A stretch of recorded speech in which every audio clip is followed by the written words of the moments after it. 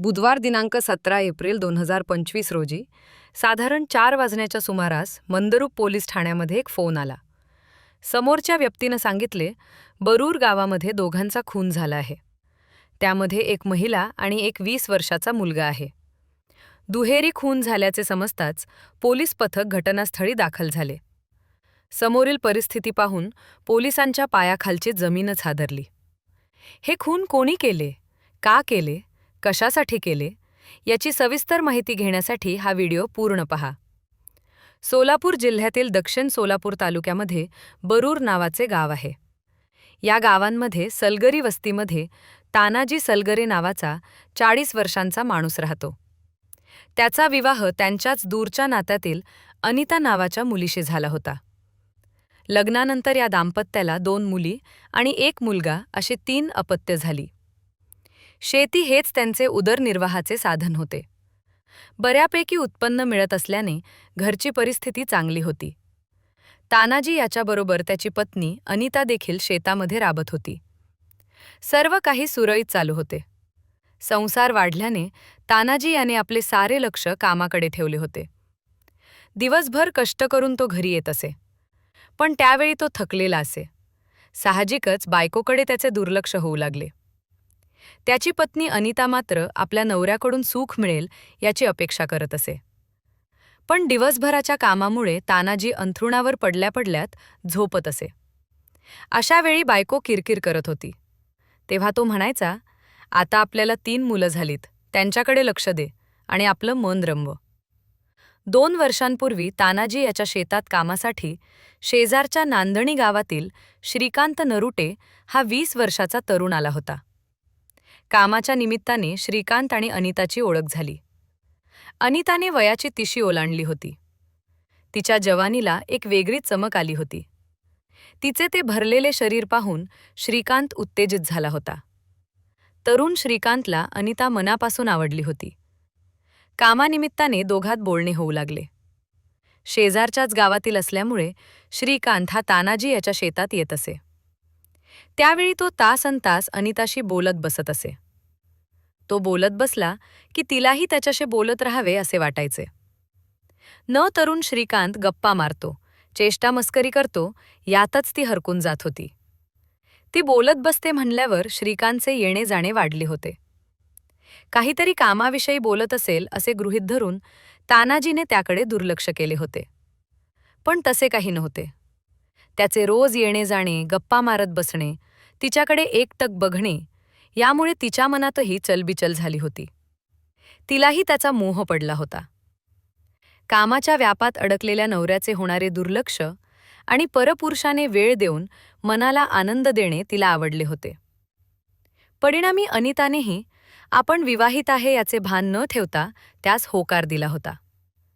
एकूणच त्यांच्यामध्ये प्रेमसंबंध निर्माण झाल्याने काम नसतानाही श्रीकांतचे बरूर गावात येणे जाणे वाढू लागले. अनिता ही दिवसभर शेतातच काम करत असल्याने ते दोघे शेतात भेटत असत, तासनतास बोलत बसत असत. या गोष्टीबाबत सुरुवातीला तानाजीला कोणती शंका आली नाही.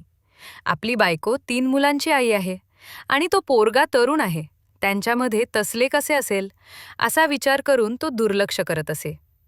त्या दोघांच्या वागण्यामध्ये मात्र आता बदल होत होता. ती तानाजीकडे दुर्लक्ष करत होती. आता त्याच्यापासून ती दूरच राहू लागली होती. इतकेच नव्हे तर विविध कारणे सांगून ती घराबाहेर जाऊ लागली. फोनवरही तिचे बोलणे वाढत होते. या अगोदर कारणाशिवाय फोन न करणारी अनिता सतत हातामध्ये मोबाईल घेऊन कोणाशी तरी गप्पा मारत असे. त्या गप्पामध्ये ती मध्येच हसत तर कधी लाडीक चाळे करत असे. ही बाब तानाजी याला खटकू लागली. तो तिला विचारत होता, कोणाशी बोलत होती? तेव्हा त्याच्या या प्रश्नाने ती घाबरून जात होती आणि नंतर विचार करून उत्तर देत होती. अहो, आईचा फोन होता किंवा कुणा मैत्रिणीचा असे ती सांगत होती. पण ती खोटं बोलते हे नवऱ्याच्या लक्षात येऊ लागले. तानाजी याला काही समजत नसे, पण आपल्या बायकोत बदल झाला आहे. ती कुठेतरी गुंतली असेल असे त्याला वाटत असे, पण कोणाशी हे त्याला समजत नव्हते. तानाजीने यावर लक्ष ठेवले असता त्याला आपल्या शेतात 2 वर्षांपूर्वी कामासाठी आलेल्या श्रीकांत नरुटेवर शंका येऊ लागली. तो पोरगा हल्ली आपल्या शेतात घराभोवती चक्रा मारत आहे हे त्याला समजून आले. घराबाहेर अनिता आली आणि तिला श्रीकांत दिसला की ती लगेचच त्याच्याशी बोलत असे. शेतातही काही काम नसताना श्रीकांत यायचा.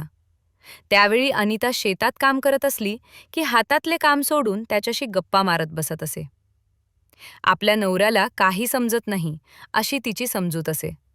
पण तानाजीला या गोष्टी समजत होत्या. पण प्रत्यक्ष काही दिसल्याशिवाय या गोष्टीवर विश्वास ठेवायचा कसा? आपली बायको तसली नसावी अशी त्याची समजूत होती. विनाकारण तिच्यावर संशय घ्यायला नको असे म्हणून तो गप्प बसत असे. मात्र श्रीकांतचे वेळोवेळी आपल्या शेतात येणे त्याला खटकू लागले होते. आता त्याने एक वेगळा विचार केला. तो आता शेतामध्ये न जाता अनितावर पाळत ठेवू लागला. तेव्हा त्याची खात्री पटली की शेतात कोणी नसल्याचे पाहून श्रीकांत आणि अनिता हे दोघे गप्पा मारत बसतात. इतकेच नव्हे तर घरात काहीतरी काम आहे असे सांगून अनिताही श्रीकांतला एकांतात भेटायला जाते. आपल्या मनात जी शंका आली होती ती खरीच आहे याची खात्री झाल्यानंतर तानाजी याने अनिताला त्याबाबत स्पष्टच विचारले. तुझं आणि त्या मुलाचं नेमकं चाललंय काय? तुम्ही एकांतात काय बोलत असता? तुझं आणि त्याचं काही लफडं तर चालू नाही? नवऱ्याचं हे बोलणं ऐकून अनिता उसळून आली आणि त्याला म्हणाली, कसले घाणेरडे आरोप करता माझ्यावर? तो केवढा आणि मी केवढी? तुमच्या जिभेला काही हडबीड आहे का नाही? असे म्हणत तिने कांगावाच केला. तिने कांगावा करताच तानाजीसुद्धा तिला म्हणाला, मग असं काय बोलत होता तुम्ही? अगदी जवळजवळ बसून मी माझ्या डोळ्याने पाहिले तुम्हाला. आता म्हणू नको हे सगळं खोटं आहे. यावर मात्र अनिता घाबरली आणि म्हणाली, अहो ते होय अहो, शेतातल्या कामाविषयी आम्ही बोलत होतो, असे तिने तानाजीला सांगितले. तिच्या या बोलण्याने तानाजी गप्प बसला. पण थोड्याच दिवसानंतर आपली बायको आपल्याशी खोटं बोलते ही बाब लक्षात आल्यानंतर त्याने अनिताला खडसावून विचारले, हे बघ, मला खरं खरं सांग, माझ्यापासून काही लपून ठेवायचं नाही. मग मात्र अनिताने आपले श्रीकांतवर प्रेम असल्याचे कबूल केले. तिचे हे बोलणे ऐकून तानाजी चिडला. तुला काय लाजबीज आहे का? नाही 3 पोरांची आई आहे तू, मग असले काय करतेस? शोभत का तुला? यावर तिने त्याला उद्धट उत्तर दिले. तिचा तो उद्धटपणा पाहून तानाजीने तिला स्पष्टपणे सांगितले, हे सगळं बंद करायचं. गावात तुमच्याबद्दल बोललं जातंय. तुझ्या या वागण्यामुळे माझी आबरू जाते. त्यानंतर तानाजी श्रीकांतालाही भेटला.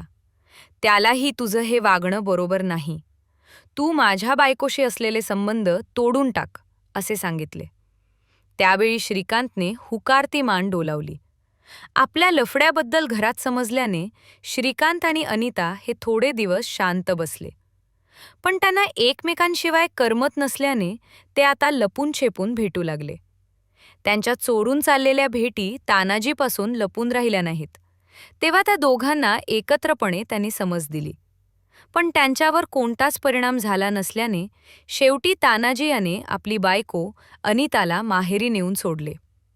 तिच्या आईवडिलांनाही याबाबत कल्पना दिली. आपल्या मुलीचे प्रताप बघून त्यांच्या पायाखालची जमीनच सरकली. त्याने अनिताला ठेवून घेतले खरे, ते पण तिला वारंवार समजावून सांगत होते. तानाजी मात्र अनिताला परत आणायला तयार नव्हता. अनिताला माहेरी सोडून 5 महिने उलटून गेले. अखेर अनिताच्या आईवडिलांनीच तिला तिच्या सासरी आणून सोडले आणि जावयाची समजूत काढली. ती आता पहिल्यासारखी वागणार नाही, तिच्याकडून चूक झाली, माफ करा. तिला 3 मुलं आहे, त्यांच्याकडे बघून तिला ठेवून घ्या, असे म्हणत अनितालाही तिच्या नवऱ्यासमोर चांगले वागायला सांगितले. आणि त्याच्या आईवडिलांनी अनिताला समजावून सांगितल्याने निदान ती आपल्या आईवडिलांचे तरी ऐकेल असे तानाजीला वाटले. पण तसे काहीच झाले नाही. 5 महिन्यानंतर सासरी आल्यावरही तिचे प्रेम प्रकरण सुरूच राहिले. ते पाहून तानाजी यांनी तिला ताकीदच दिली. पुन्हा तू श्रीकांतबरोबर दिसलीस तर काय होईल हे मी सांगू शकत नाही. एवढे होऊनही श्रीकांत आणि अनितामध्ये काही बदल झालेला दिसत नव्हता. ताकीदच हा तर त्याच्या पाळतीवरच होता. ते दोघे कधी एकत्र दिसतील याकडे तो लक्ष ठेवून होता. इकडे गावात मात्र त्याच्या घराण्याची आबरू धुळीला मिळत होती. या कारणानं तानाजी अस्वस्थ झाला होता. बुधवार दिनांक 17 एप्रिल 2025चा दिवस. त्या दिवशी सकाळी मी शेतात कामाला जातो असे सांगून अनिता घराबाहेर पडली. तानाजी याला काहीतरी काम होते म्हणून तो काही शेतात गेला नाही. काम आटोपल्यानंतर दुपारी 2 वाजता तानाजी शेतात गेला. तेव्हा द्राक्षाच्या बागेत श्रीकांत आणि अनिता हे दोघे नको त्या अवस्थेत त्याला दिसून आले. दोघेही जोरजोरात आवाज काढून कार्यक्रम करत होते. तानाजीनं हे दृश्य पाहिले आणि तो भयंकर चिडला. त्याने दोघांनाही पकडून घराजवळ आणले. वस्तीवरील लोकांनाही त्यांनी ओरडून बोलावून घेतले. सर्वजण गोळा झाले. त्यावेळी लोकांनीही तानाजीला साथ देत दोघांना शिव्या दिल्या. तरीही ते ढिम्मपणे उभे असल्याचे पाहून त्यांना राग आला. तानाजी तर जास्त चिडला होता. त्यानं त्या दोघांना काठीनं मारायला सुरुवात केली. तेव्हा बाकीच्या लोकांनीही त्यांना साथ दिली. तानाजी भयंकर चिडला होता. काठीनं मारहाण करूनही त्याचे समाधान झाले नाही, म्हणून तो घरात गेला आणि कुऱ्हाड आणली. आपल्या बायकोला नादी लावणाऱ्या श्रीकांतवर त्याने पहिल्यांदा वार केले. त्याच सरशीत तो जमिनीवर पडला. नंतर तिच्याही अंगावर कुऱ्हाडीनं सपासप वार केले. तीही खाली कोसळली. दोघांचा खून झाल्यानंतर तानाजी शांत झाला. नंतर मात्र त्याच्या डोळ्यासमोर पोलीस आणि तुरुंग दिसू लागला. तेव्हा तो तिथून पळून गेला. अशातच दुपारी 4 वाजता पोलीस ठाण्यात फोन आला. दक्षिण सोलापूर तालुक्यातील बरूर गावमध्ये दोघांचा खून झाला आहे. दुहेरी खून झाल्याचे समजताच पोलीस अधिकारी घटनास्थळी दाखल झाले. भर दिवसा हा खुनाचा प्रकार घडल्यानं गावात तणाव निर्माण झाला होता. पोलिसांनी घटनेबाबत लोकांना विचारले असता अनिल शिवाजी नरुटे ही व्यक्ती समोर आली. या व्यक्तीनं हा मयत माझा मुलगा असून त्याचे नाव श्रीकांत असे सांगितले. माझ्या मुलाचं या महिलेशी प्रेमसंबंध होते. तिचे नाव अनिता सलबरे असून ती विवाहित असूनही त्या दोघांचे प्रेमसंबंध होते. या कारणातून तिचा पती तानाजी यानं या दोघांना ठार मारले आहे आणि या खुनाला या वस्तीतील काही लोकांनी साथ दिली आहे. त्यानंतर घटनास्थळाचा आणि मृतदेहाचा पंचनामा करून मृतदेह पोस्टमार्टमसाठी शासकीय रुग्णालयात पाठवून दिले. सर्व पार पडल्यानंतर मृतदेह त्यांनी नातेवाईकांनी यांच्या ताब्यात दिला. पोलिसांनी तानाजीचा शोध घेतला असता तो सोलापूर शहरात एके ठिकाणी लपून बसला असल्याची माहिती पोलिसांना मिळाली. पोलिसांचे पथक त्या ठिकाणी गेले आणि त्याला ताब्यात घेतले. मित्रांनो, अनिताच्या अशा वागण्यामुळे तिची 3ही मुले कायमची अनाथ झाली आहेत. तुम्हाला या घटनेबद्दल काय वाटतं? कॉमेंट बॉक्समध्ये नक्की सांगा. धन्यवाद.